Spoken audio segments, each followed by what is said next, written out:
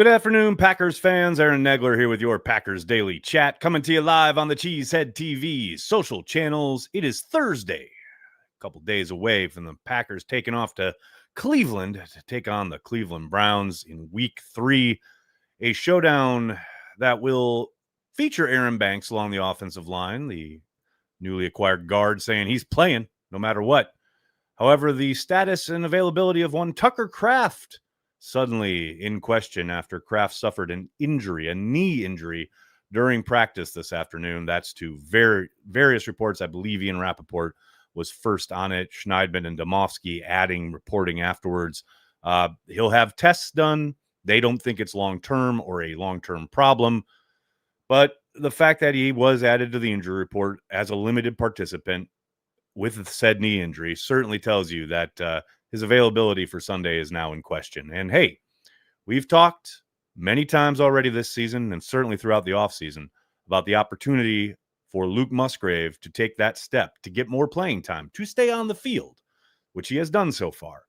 And now, more than ever, he will be called upon to not only produce in the offense as a receiver, but to step up his game along the trenches as a blocker. You have to think part of the plan when dealing with Myles Garrett and company involves tight end help along those tackles, offensive line, maybe even perhaps in the backfield as a move guy. Here's an opportunity for you to show your worth, show your mettle, as it were. You know, this season is long and it stops for no one.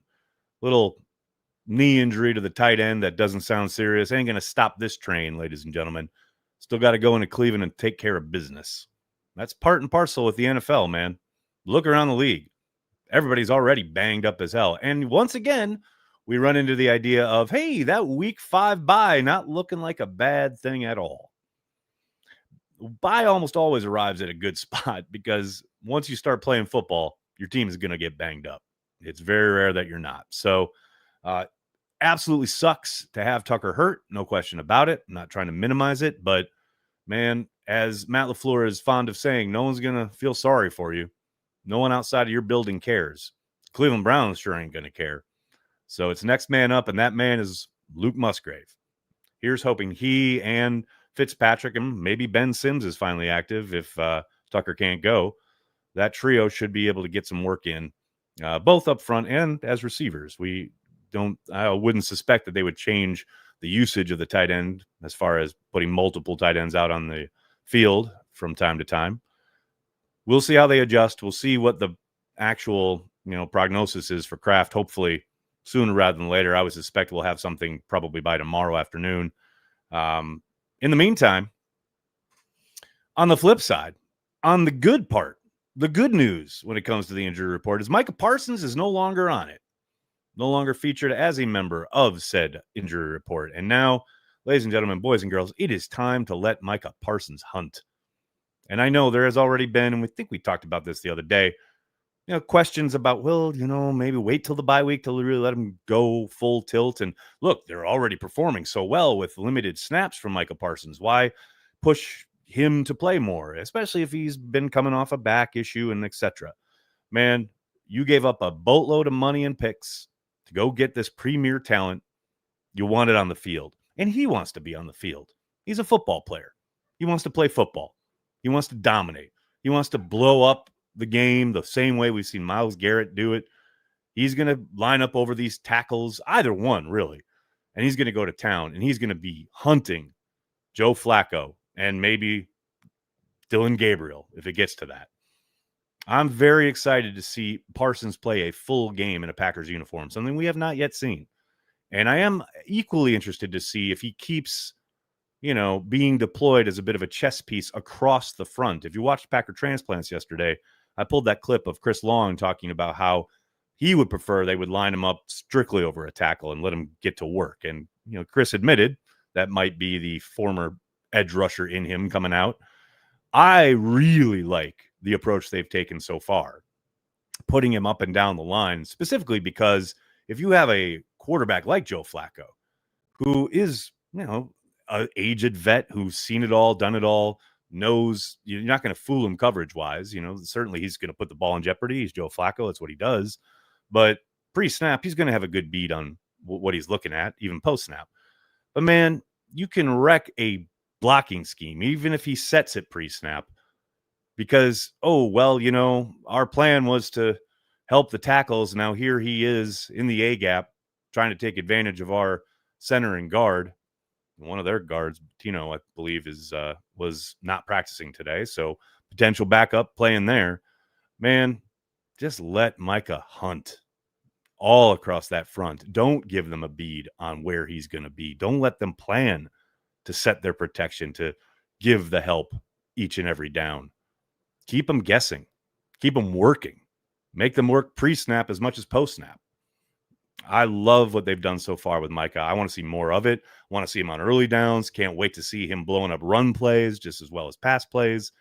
Hunting, mistakes to Joe Flacco, either putting him on the ground or hurrying him enough that he's throwing it to our guys. That's what a full tilt Micah Parsons is going to give you, and it starts on Sunday. I cannot wait. Maybe the offense doesn't march up and down the field the way we hope without Tucker Kraft. Fine. So we only have to score 23 rather than 30. I'm down with it. I am ready for a fully armed and operational Micah Parsons with the Packers defense. That's where I'm at, ladies and gentlemen. Where are you guys at? Good to see you all. Everyone already mixing it up. How are we all doing? Good to see all the super chats lining up, chats, all the platforms. Really appreciate each and every one of you. Before we get going, you guys know we got to give a shout out to our friends over at Theta Care. Theta Care is a proud sponsor of Cheesehead TV. Every great team needs a solid foundation, and that starts with health. Theta Care is proud to support their local athletes and families with care that goes the distance.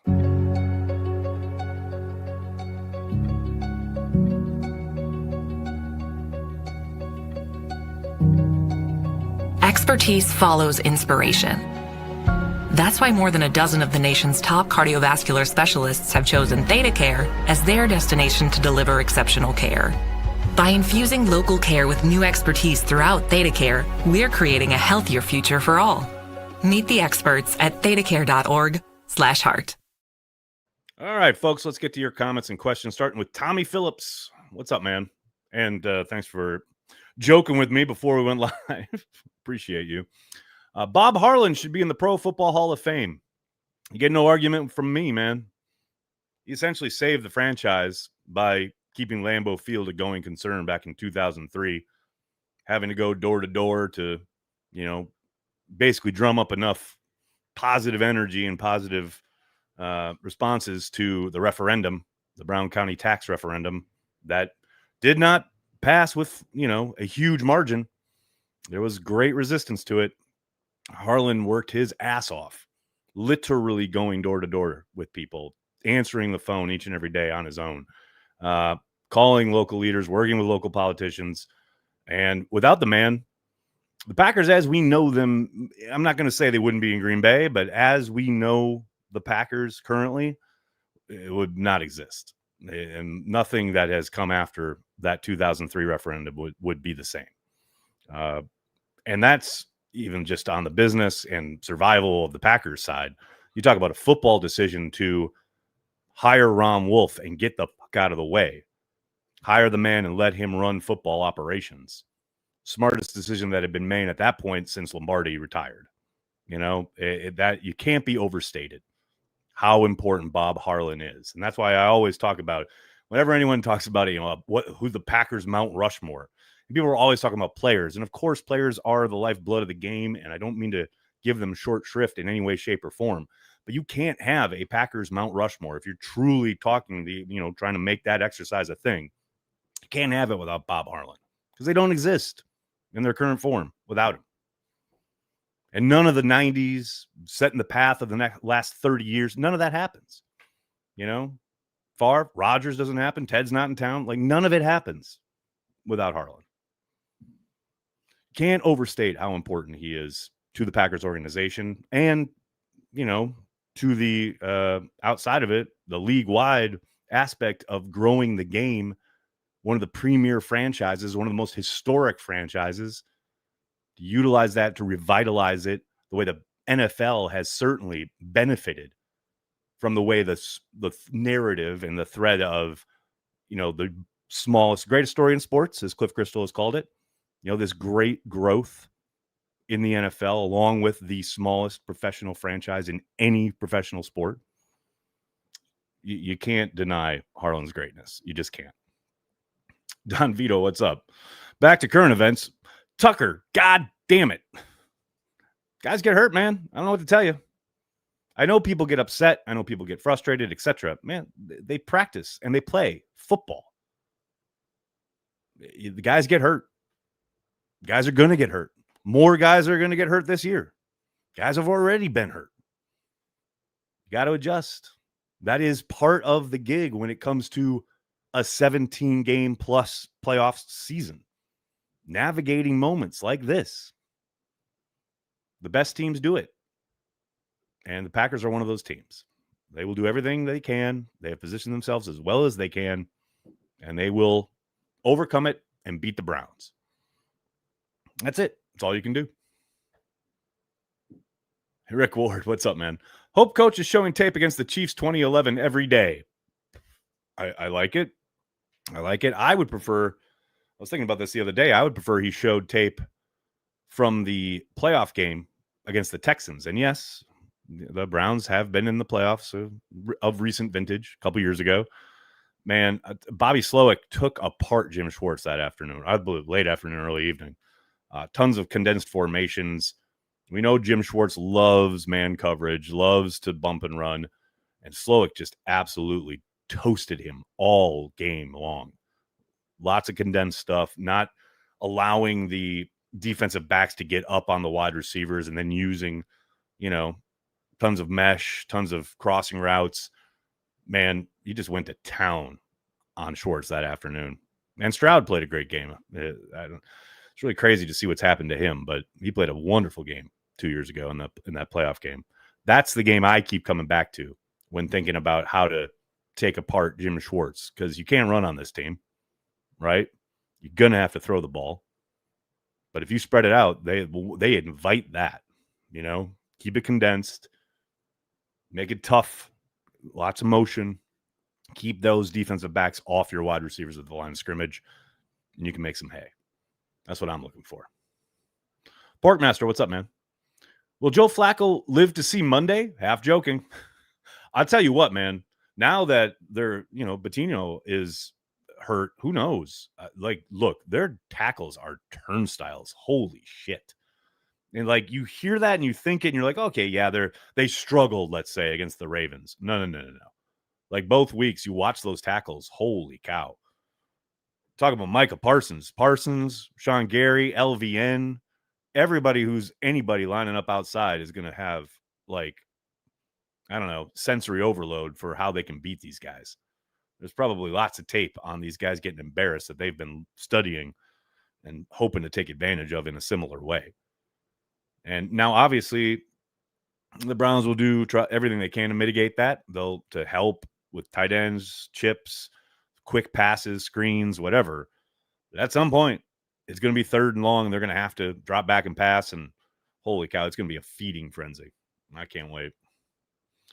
Relax. What's up, man? Bears still suck. This feels like a obligation at this point. Don't feel obligated, but I love that every chat we get, Relax saying Bears still suck. Because you're right. They do still suck. You're not wrong. Cheeto, how you doing, man? Thanks for the super chat. Packers will win the game if they win the game. Lose the game if they lose the game.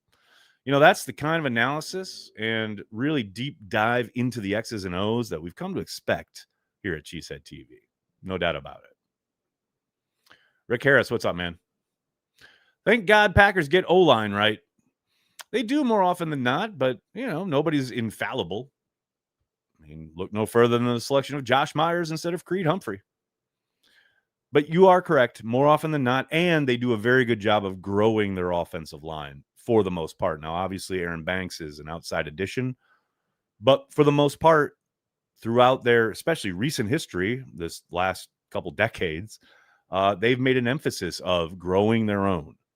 And it has served them well. And they've certainly shown to have an eye for talent and an eye for development at all of the 5 positions. So, yeah, there's little doubt that they are one of the better teams in the league, especially when you look at the way they lost 2 offensive linemen in week 1, and the offense really didn't skip a beat. I mean, juxtapose that with what you've seen around the league. I was talking to Corey about this on Transplants. Look at that Texans game the other night. Man, they lost a couple linemen, and it was over. Stroud turned into a pumpkin. It is not a given that if you have to play backups that you're going to be able to operate, let alone succeed. And more often than not, especially, I will give LaFleur and his crew credit, man, especially under LaFleur, Stenovich, and Butkus. More often than not, they've got guys in the hopper who can step in, and they don't have to change much in the way of the operation or the approach on offense. That's a big, big kudos to them. Ed, what's up, man? I got nothing. Hopefully nothing is what the Browns will put up on the scoreboard. Man, could you imagine if they went into Cleveland and just blanked them? Completely just shut them down and they didn't even get a field goal? In this day and age, that'd be insane. I'd love it, though. Come on now. Don Vito. The Bears are the dynasty Patriots of the offseason. I love it. Jim, yes, Goody gets a ton of credit. Goody and the whole personnel staff supplying and having the eye for the type of guys that they know they can bring in-house and develop. Now, again, nobody's infallible, but yes, more often than not. The Browns should have drafted Baker Mayfield. Johnny, you might be onto something there. It's funny, and this is true, and it's been long enough that I can tell this story now. I remember when that draft was happening, Elliot Wolf was in Cleveland, and he wasn't the one making the decision, but he was on the hierarchy. And I had this running joke on Twitter because anytime they mentioned Baker Mayfield, I would say QB1 because he was my favorite quarterback in that draft. And finally, he started texting me about it. He was like, you know what? I feel the exact same way. He's the toughest guy. There's something great about him. He's such a competitor, blah, blah, blah. And then they took him. And I remember that was a bit of a surprise at the time. But, I always remember that, Elliott liked him, but, he wasn't in charge. So it was great that they still got the pick. And that's when he took Drake May, I thought, okay, he's probably hit on another one. And it looks like he has. But we'll see. But at least he's in charge this time. Mike Witt, what's going on, man? Any news on Tucker Nags? Fingers crossed it's not like box practice knee injury. Go, Pack, go. Mike, Eeyore, settle down. I understand that's where everybody's head goes, but all the reporting around it, at least initially, says it's not a long-term concern. And that's all we know. Going to have some patience and wait for the test to be done. They're doing testing today, so maybe we get some information tonight. Hell, it might come out in a couple hours here, or maybe we get it tomorrow. But again, all the initial reports say not a long-term concern. But that could mean, he might miss a couple weeks. Could miss these next 2 games, and they have the bye week, and then he's back for the Bengals game. That would be my initial guess, not really knowing how serious it is or anything like that. That's, probably, I want to say best case scenario, because obviously the best case scenario is he plays on Sunday. But I would be surprised if he does. But we're going to have just a little patience. Porkmaster, thanks again, man. If the Browns know one thing, it's quarterbacks. I don't know. If you take a look here on the channel, I clipped something from Ahead of the Pack, our new podcast with Camille and the guys. And Camille, so good. She was like, you can place a bet on whether I believe it's on CBS, the CBS broadcast, or maybe it's on Fox because they're doing that switch now. The broadcast will undoubtedly at some point on Sunday highlight the fact that the Packers have had 3 quarterbacks while the Browns have had 50 or whatever the number is. Crazy, man. Just crazy. CJ, what's up? Do you see us adding a tight end to the room if Kraft injury keeps him out for some weeks? I doubt it. I would suspect they'll roll with the crew they have, Musgrave, Fitzpatrick, and Sims. I'm not going to say it's impossible. I know I saw Packers legend Messiah Swinson was just signed somewhere, so they won't be able to pick him up. But, I'm not going to say, again, that they never would or never will, but I would think, my guess would be, they'll roll with what they've got. Don't forget, Sims hasn't even played. He's been inactive these first 2 weeks, right? So they just make him active and roll with the three guys they got. That, again, that would be my guess. But we'll see. Don Vito, thanks again, man. I'm sure you spoke on this previously. Unless the Packers get some wild return, trading Malik Willis should be off the table. Oh, yeah. No, they're not trading Malik Willis, especially this year. He's in the last year of his deal. He'll hit free agency and most likely find a pretty good deal somewhere, and that will give the Packers a decent comp pick in return. I can't imagine anyone would offer anything more than the comp pick they would get if he does walk and signs elsewhere. So, yeah, that's pretty much a non-story for me. Javier, who wins tonight? Everyone who doesn't watch. We're already there. The Dolphins are a mess, man. The Dolphins are a mess. Hey, but here's a fun fact. Joe Barry is on that defensive staff, so you could watch how many times the linebackers line up, past the sticks and allow guys to catch the ball for a first down before rallying and tackling, if you're really into that sort of thing. Brandy, thanks for the super chat. I am seeing the defensive line keeping the linebackers clean. That's a lot of it. I need to see some turnovers, but I cannot complain. Random Packer Dick Modzalewski. I think the idea of, more turnovers is something that's been permeating and percolating, so to speak, in the locker room. I've heard a couple guys mention it now. I know Javon Bullard was on one of the local news channels talking about it. And certainly they've got the interception in week 1, right? And they came, I'm not going to say close to picking Daniels off, but they certainly were around the ball quite a bit. But yeah, you would like to see a turnover or two, throughout the next couple weeks. Certainly Joe Flacco is going to throw you one or two. You got to hold on to it. That's what they used to say about Brett, right? He's going to throw a couple to you. You got to hang on to them. Take advantage. Don't forget, or what was it, week 1? Quay Walker had his hands on what should have been an interception. Hang on to the gifts, man. Hang on to the ones they throw you. Patience, we do not do that here. Fair point. Mike, thanks again. Nags, the 2014 NFC Championship game made me a lifelong Eeyore. Sorry, not sorry. I understand, man. Can't change your nature. I get it. Dennis, how are you, man? How much does the defense employ their 4-man front this game? Random Packer Bob Stinson. That's some old school stuff. Their 4-man front, probably quite a bit. And I know they've done some condensed stuff with 3 up front, and they've had guys up and down on the edge, but I would suspect you'll see quite a bit of a 4-man front as a rotation. Obviously, you're not going to have the same 4 guys throughout the game, but I suspect they're going to want to get a little bit wider there. Let Parsons, Gary, Lucas Van Ness, etc., get upfield and get after these tackles. So I don't think you'll see a ton of, I don't even call it exotic looks, but change-up looks up front. Brad, thanks for the super chat, man. I was at the game that Mayfield came off the bench here in Cleveland and won that free beer game. Good times. Free beer game? I don't know this lore, but that sounds amazing. We need a free beer game at Lambeau. No, they would run out of beer, obviously. But that sounds amazing. Rick Harris, fire Joe Barry. Didn't we already do that? Portmaster, what's up? Jeff Halfley saved my life. See, now there's another great t-shirt idea for the Packers to shoot down. That sounds fun. Isaiah, what's up, man? Why would Jeff Halfley leave after getting Micah and having the best D in the NFL? They want him to be a head coach now.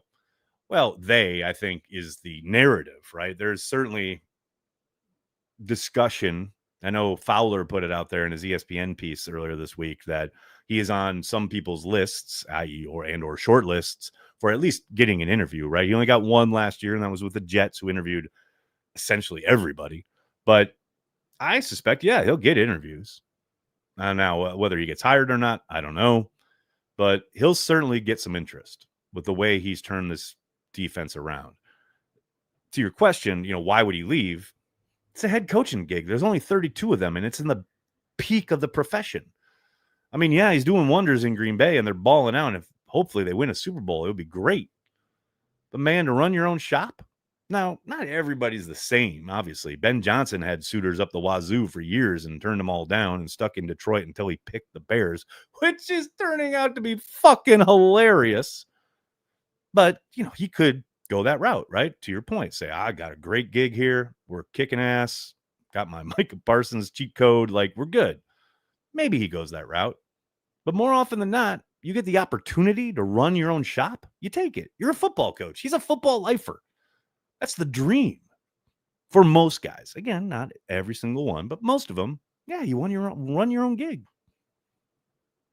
Yeah, you don't get to take Micah Parsons with you, but it's your job, your program. The opportunity to usually turn a team around. It's a great challenge, man. These guys are all about challenges and etching their name in history as the one who did it, Some of it's ego and some of it's just opportunity.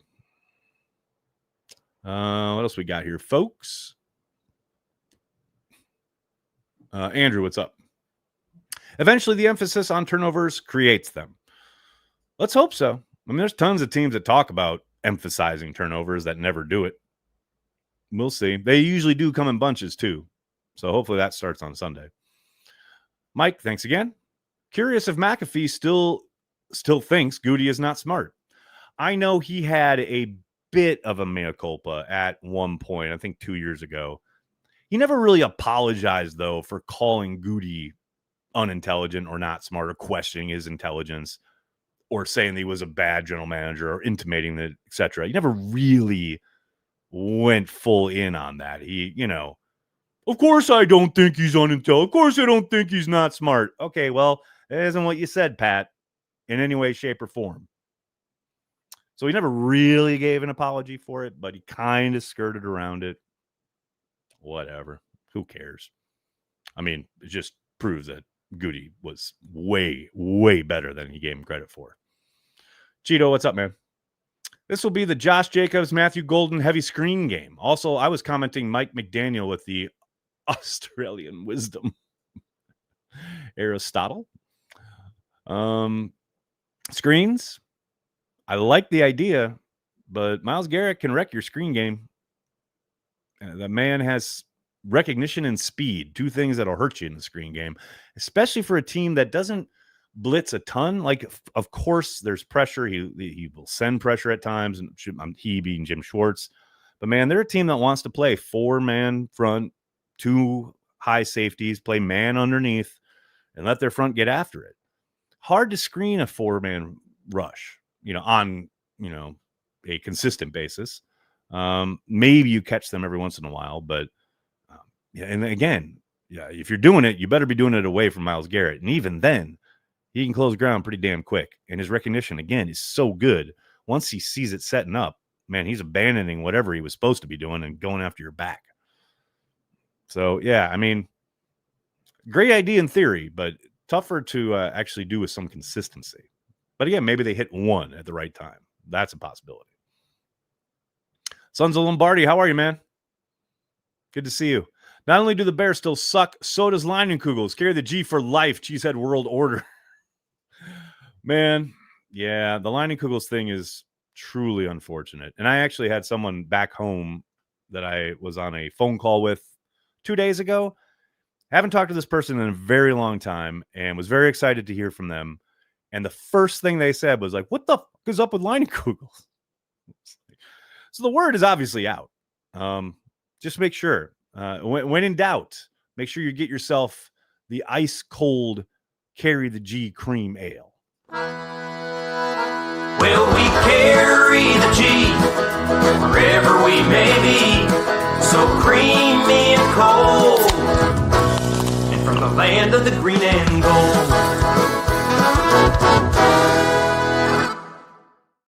You know what I'm saying? Except no substitute.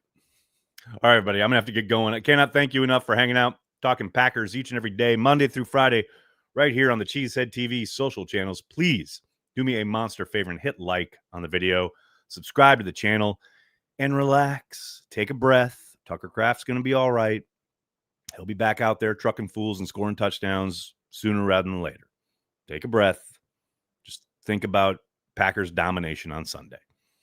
All right, buddy. I'll talk to you tomorrow to wrap things up on the week, and we'll have watch party on Sunday. It's going to be a lot of fun. I'll see you then. Go Pack Go.